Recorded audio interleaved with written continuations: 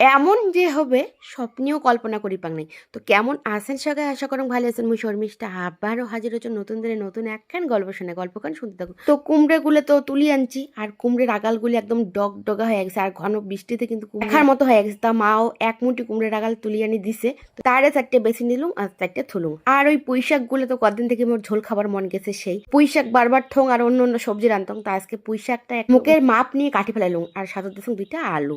তারপরে এই যে পটলটা কত সুন্দর করে ফুলের মতো করে কাটিয়ে তো সব সবজি পাতি কাটাকাটি শেষ। আর কিন্তু আজকে সবজি হবে অল্প, যেহেতু আমরা এক বেলা খামো 2-3টে মানসি, আর রাতে তো আছে নিমন্ত্রণ, দুকের নিমন্ত্রণ আজকে রাতে আছে। ওই জন্যে একবেলা খাওয়ারে আর কি চিন্তা করিয়া অল্প সবজি পাতি কাটছ। তা এই অল্প সবজি পাতি রান্ধিলে কি হয়, মানে প্রতিদিন তো 2 বেলার সবজি পাতি রান্ধা হয়, কিন্তু একবেলা সবজি পাতি রান্ধি যাই এক তেল নুন খড়ে একাকার অবস্থা। আর প্রতিদিন মাছ অল্প অল্প করে রাঁধে হচ্ছে, কারণ মাছ খাওয়ার থেকে মোট তরকারি স্বাদ হওয়াটা বেশি দরকার। আর সব অঘর যেহেতু খায় না, সেই জন্যে। তাও কি হয়েছে কন তো, ফ্রিজ থেকে যেই মাছ বের করে ফেসং নিছত, তারও মধ্যে এখন বিড়াল ধরে শেষ। কি আর করা যাবে, কাটা হোটা যা আছে তাই দিয়ে মুই আজকে রান্না করি, কারণ একবেলা খাওয়া তো। তো কড়াই বসে দিয়ে তেল দিয়ে দিলুম একটা কালো জিরে আর সাদা জিরে দিয়ে সুন্দর গন্ধ উঠলে পেঁয়াজ দিলুম, আর আদা সেতো করে রসুন দিচ্ছ, সেই রসুনটা দিয়ে সুন্দর করে গন্ধ উঠে পুঁই শাকটা দিয়ে নুন দিয়ে নাড়াচাড়া করে ঢাকে দিলুম। তা এই পাশে আমি মশলাটাও বাটি নিলুম, একটা সর্ষে বাটা আর 2 কোয়া রসুন আর মরিচ সুন্দর করে বাটি নিয়ে এক জল দিয়ে গুলে তুলুম। এবার সে ঢাকনা তুলিয়ে জলটা শুকিয়ে গেছে, এবার হলুদ দিয়ে সুন্দর করে ভাজা করে নিয়ে দিয়ে দিম এই মশলা বাটা জলটা। উপরে জলটা দিবে আর নিচে সর্ষেটা কিন্তু লাগিয়েছে।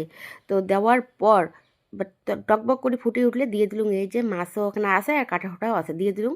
আর অল্পক্ষণে যেহেতু তরকারি ইয়েতেই কিন্তু স্বাদ হয়ে যাবে।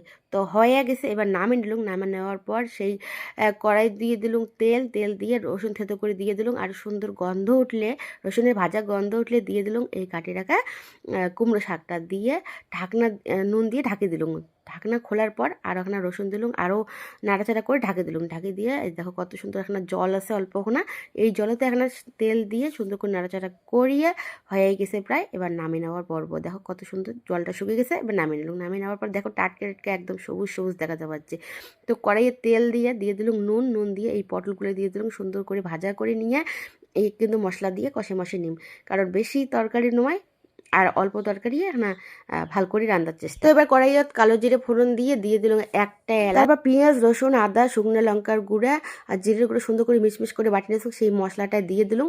আর অল্প ওখানে রেড চিলি পাউডার দিলাম এখানে লাল হওয়ার জন্য, আর সামান্য চিনি দিয়ে সুন্দর করে কষে নিয়ে দিয়ে দিলাম পটলটা ছাড়িয়ে। পটলটা দেওয়ার পর সুন্দর করে কষানো হলে একদম মাখা মাখা হলে তুলে নিলাম। কত সুন্দর গরম গরম ভাত।